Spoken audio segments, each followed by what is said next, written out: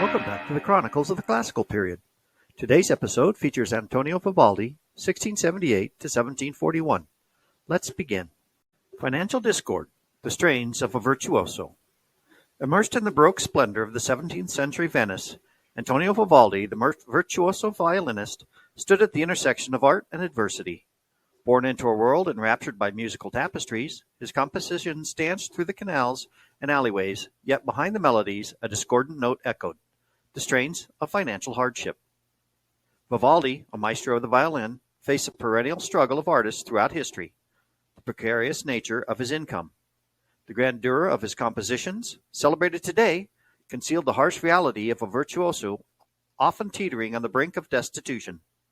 The Baroque era, with its opulence, masked the economic disparities that even a musical luminary like Vivaldi could not escape. As the sonorous notes of Vivaldi's violin resonated in the Venetian air, so did the jingling coins in his pocket determine the rhythm of his life. The intricacies of patronage, while essential for artistic survival, bound Vivaldi to a delicate dance of dependence. The financial whims of patrons dictated not only his livelihood, but also the scope of his creative endeavors. Artistic freedom versus patronage. Vivaldi's creative dilemma. Vivaldi's predicament mirrored the broader tension of the era, a clash between artistic autonomy and patronage demands. The artistic flourishing of the Baroque period found itself entangled in a delicate web where creative expression often bowed to the desires of benefactors. Vivaldi, the red-haired virtuoso known as the Red Priest, navigated this intricate dance, seeking to compose symphonies that resonated with both his artistic vision and the preferences of his patrons. The halls of Venetian palazzos and theaters bore witness to this complex negotiation.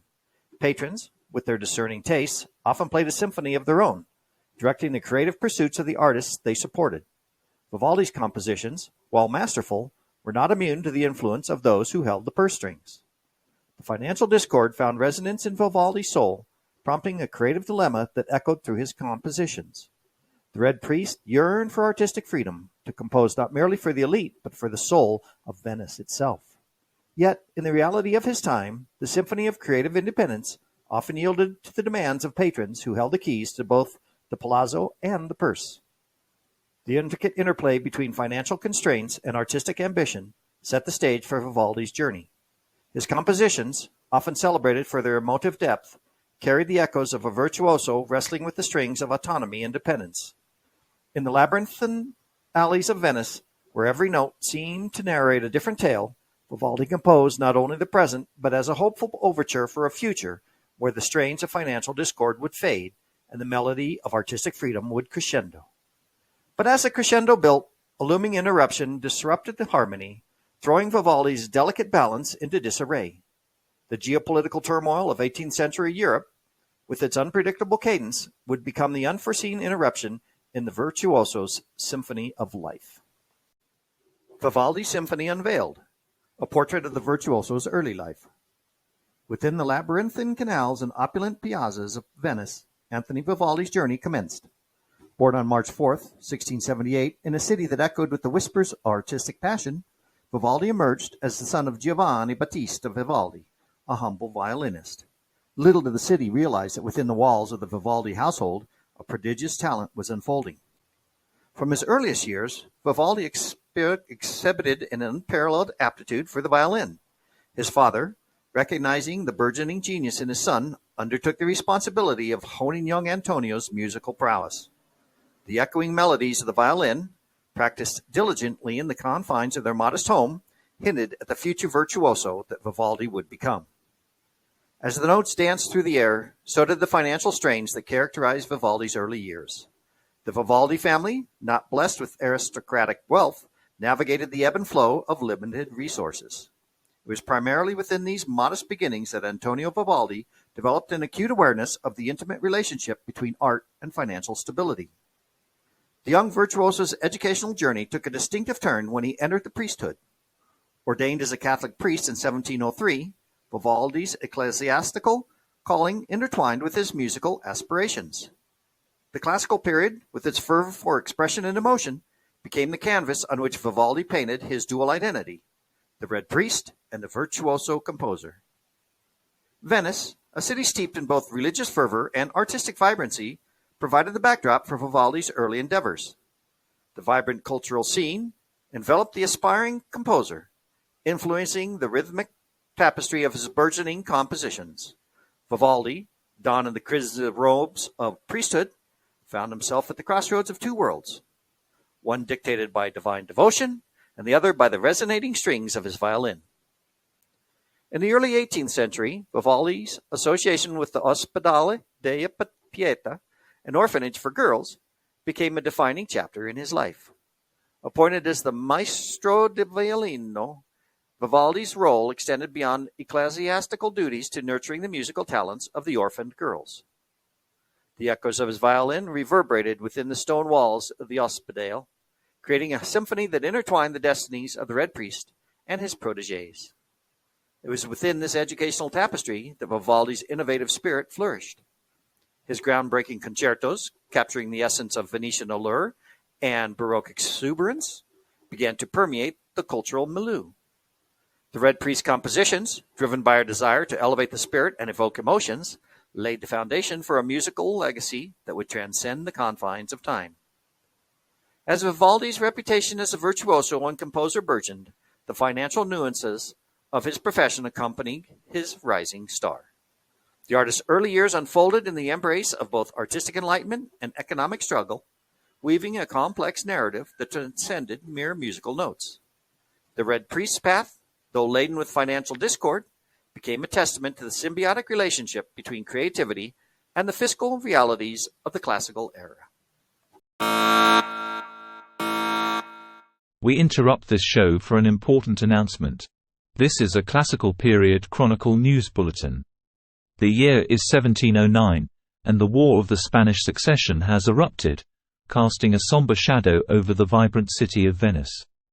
The grandeur of artistic expression momentarily yields to the cacophony of conflict, as Venetians grapple with the geopolitical upheaval.